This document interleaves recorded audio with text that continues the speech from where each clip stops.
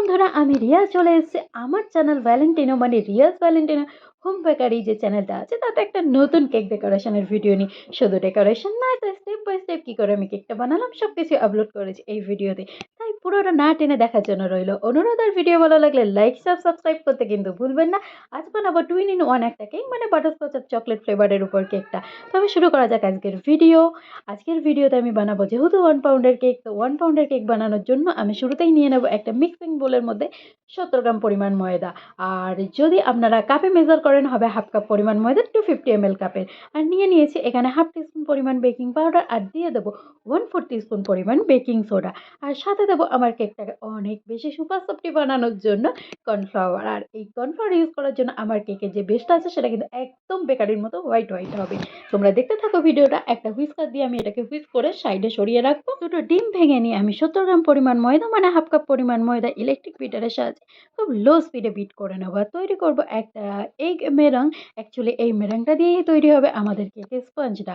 আর আপনার যে ওভেনটা আছে এই সময় আপনি কিন্তু প্রিহিট হতে দিয়ে দিতে পারেন 150 ডিগ্রি সেন্টিগ্রেডে। যদি 36 লিটারের হয়, যদি একদমই ছোট হয় তাহলে কিন্তু 180 ডিগ্রি সেন্টিগ্রেড আপনি এটাকে প্রিহিট হতে দিয়ে দিন। আর আপনি যদি গ্যাসে বেক করে থাকেন তাহলে কিন্তু যে পাত্রে বেক করবেন সেটাও আপনি প্রিহিট হতে দিয়ে দিন। আপনি কেক ওভেন ইউজ করতে পারেন, মাইক্রোওভেন ইউজ করতে পারেন। মাইক্রোওভেন হলেও আপনি কিন্তু প্রিহিট অপশনটা অন করে দিন। এই সময়তে ডিমের মেরাং আমার রেডি হয়ে গেছে।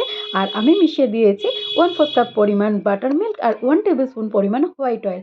সাথে মিশিয়ে দেবো আমি এখানে বাটারস্কচ এসেন্স। আর তারপরে আমি আবার 15 সেকেন্ডের মতো বিট করে নিয়ে আমার যে ব্যাটারটা আছে সেটাকে কিন্তু নিচের মোল্ডে ঢেলে আমি বেক করে নিয়েছি। বেক করে নেওয়ার পর তোমরা দেখতেই পাচ্ছ এটা কতটা সফট হয়েছে, কতটা জালিদার হয়েছে। উপরের লেয়ারটা এবার আমি একটা ব্রেড নাইফের সাহায্যে হটিয়ে দিচ্ছি। হটিয়ে দিয়ে এটাকে আমি দুটো লেয়ারে কাট করব। যেহেতু আমি 7 ইঞ্চের মোল্ডে এটাকে বেক করেছিলাম সেই জন্য আমি এটাকে দুটো লেয়ার করব।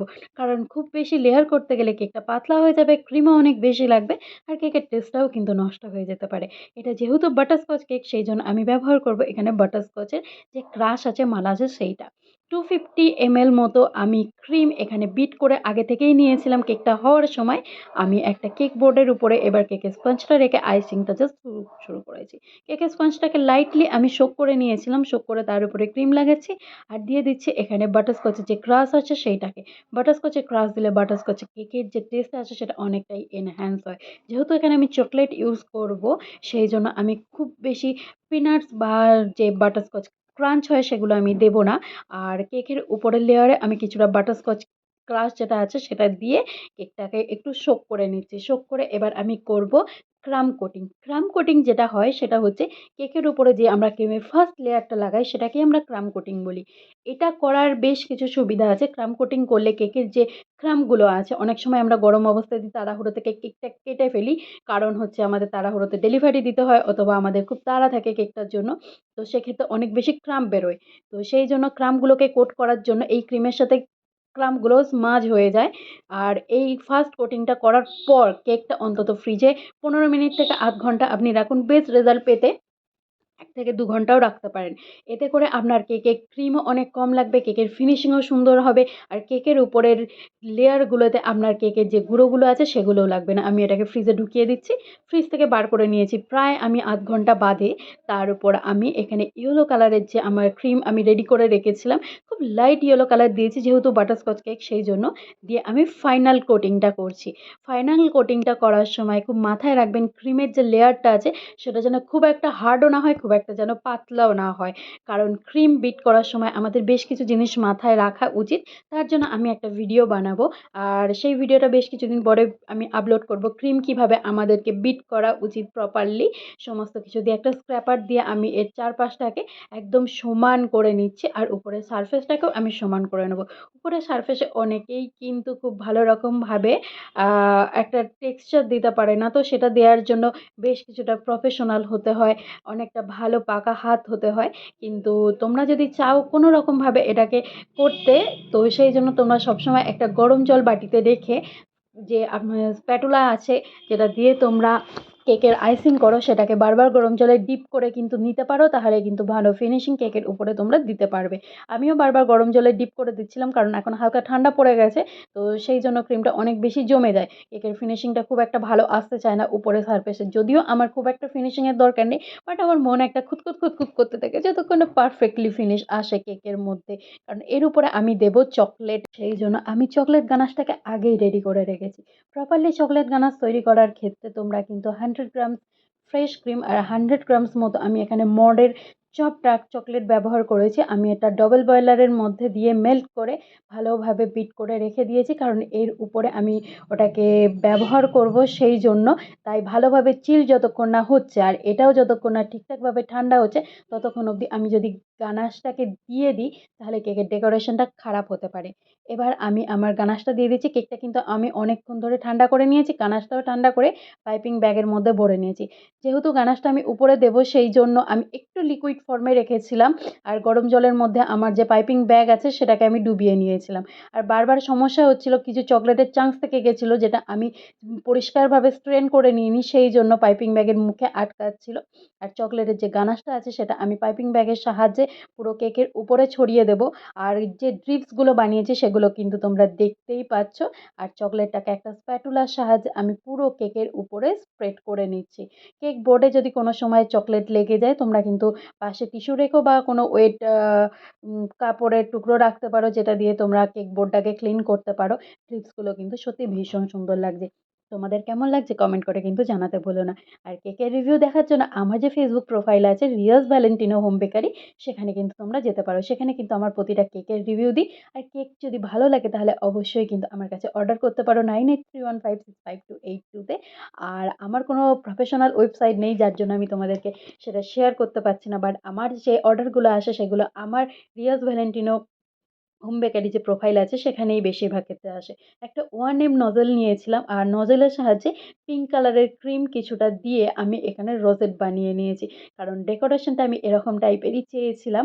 আর যেখানে যেখানে একটু ফাঁকা ফাঁকা লাগছে আমি কিছুটা ছোট ছোট ফুল করে নিয়েছি। দেখে নাও এই ডিজাইনটা।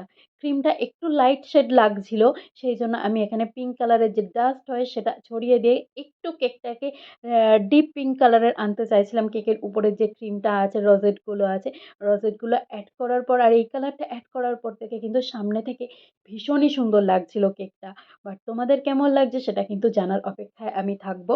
আর এখানে আমি ফন্ডেন্টের কিছু হার্ট শেপের টপার বানিয়ে রেখেছিলাম। তো সেই টপারগুলো আমি প্লেস করে দিচ্ছি। যদিও এটা একটা বার্থডে কেক ছিল, বাট কাস্টমার এরকম টাইপেরই ডেকোরেশন চেয়েছিল। ছোট ছোট ফন্ডেন্টের মিনি হার্টগুলো এখানে আমি অ্যাড করে দিচ্ছি।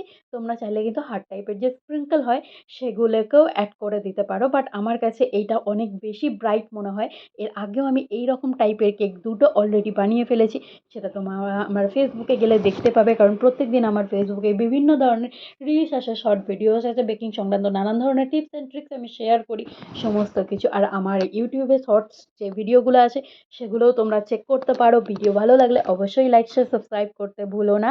আর আমি এটা খুব ধৈর্য সহকারে করছিলাম, কারণ প্রত্যেকটা রোজেটে এই ছোট ছোট হার্টগুলোকে অ্যাড করছিলাম, যাতে আমার কেকটা আরও সুন্দর হয়, আরও ব্রাইট লাগে, আর যাকে দিই যেন তার মনটা ভরে যায়।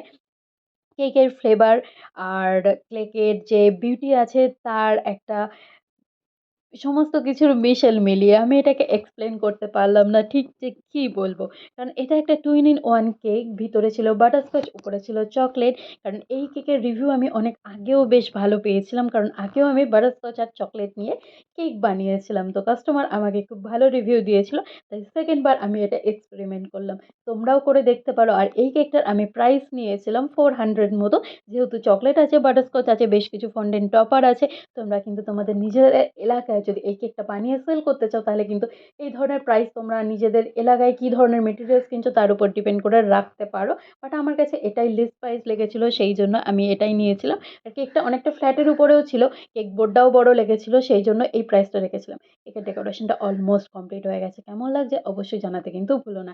খুব তাড়াতাড়ি দেখা হচ্ছে অন্য আরও একটা কেকের ভিডিও নিয়ে। আর কেকের উপরে আমি বেশ কিছুটা কিন্তু স্প্রিঙ্কেল ছড়িয়ে দিচ্ছি, যেহেতু ফাঁকা ফাঁকা লাগছিল। একদম কিন্তু আমাদের কেকটা কমপ্লিট। এটা হচ্ছে একদম ফাইনাল লুক, দেখে নাও তোমরা। কেকটা তোমাদের মনের মতো কতটা হয়েছে জানাতে কিন্তু অবশ্যই ভুলো না।